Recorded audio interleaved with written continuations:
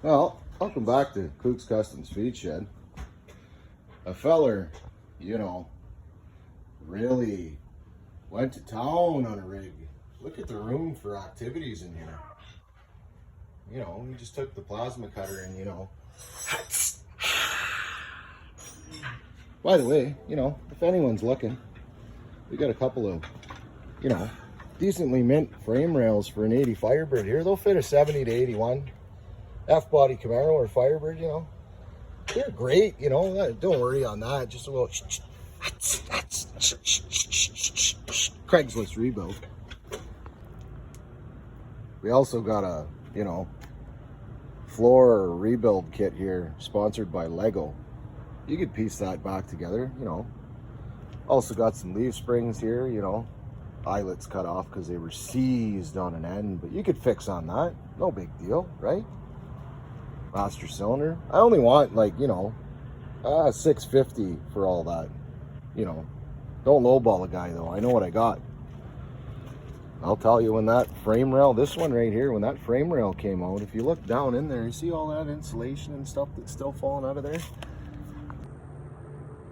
Some of the mouse houses fell out of that frame rail, and I'll tell you, it smelled like stale pickled eggs with a hint of outhouse. Yuck. It was terrible. Well, figure while we're on the topic of, streetcar, get up in here. Come on now. I changed the oil on the old Camaro yesterday. Yeah. Cleaned up the floor just to make sure there's no leaks. Yep. No leaks. What do you think? Looks good to me.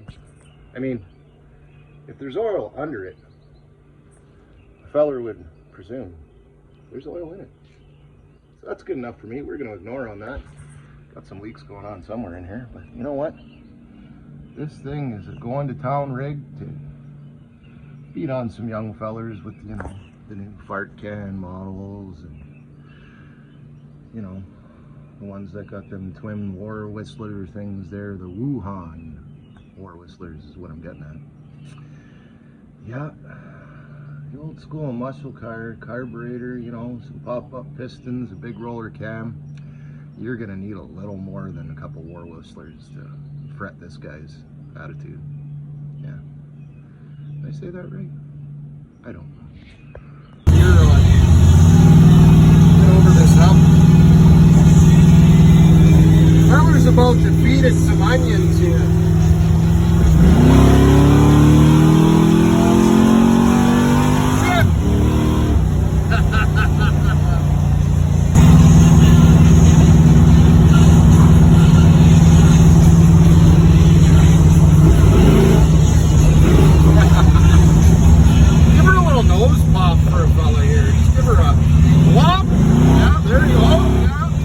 Can't even see on the camera, just flying.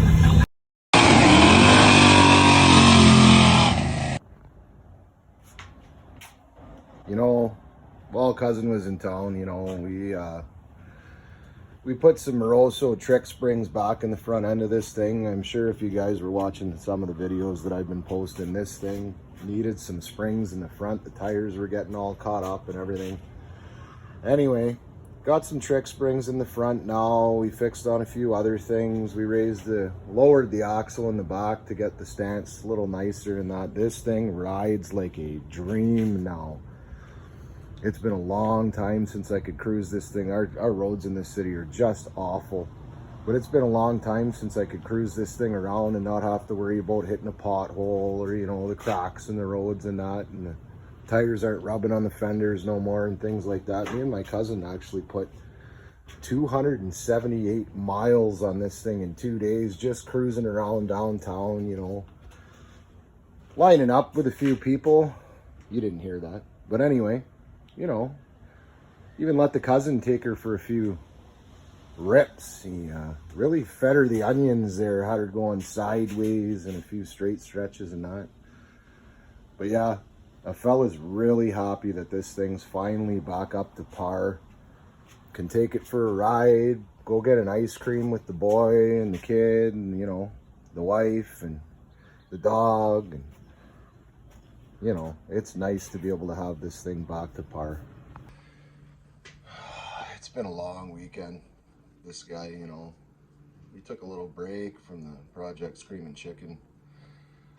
Guy's cousin came in town, and this guy, you know, in 2 nights might have slept a total of 4 hours. Partook in way too many of them recreational activities, you know, a few of those, if you know what I'm saying.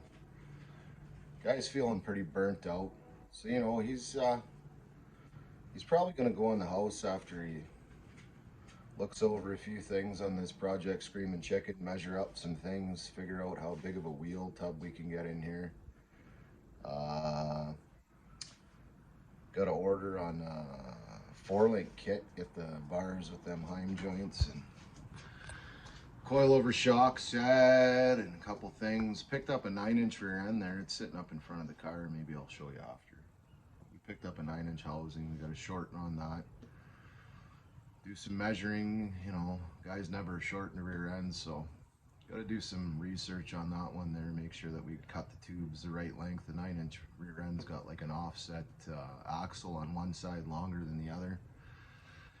So that's going to take some figuring out there. But we'll get her done. But yeah, this thing's coming right along now. She's just a shell. Open house inside. It'll be nice to weld the roll cage and everything in there. You can sit in there and, you know, one of them plastic chairs or rolling stools, not up with your neck kinked in there like this, trying to weld on them top bars on the roll bar. Hoofed. I did that in my street car. You can't see nothing in there. Guy's got kinks in his necks and that. But yeah, this one won't be too bad because the back windshield's out, the front windshield's out. There's no floor in it.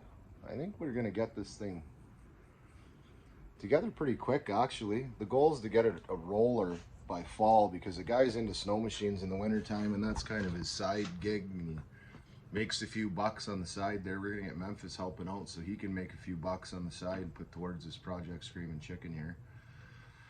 But yeah, the goal is to get this thing on its wheels by fall so I can at least roll it in and out of the shop while we're working on other things. And you know, we're gonna have to at least get some of the frame and stuff like that, you know, got to paint on that so it don't rust when it's sitting outside in the snow.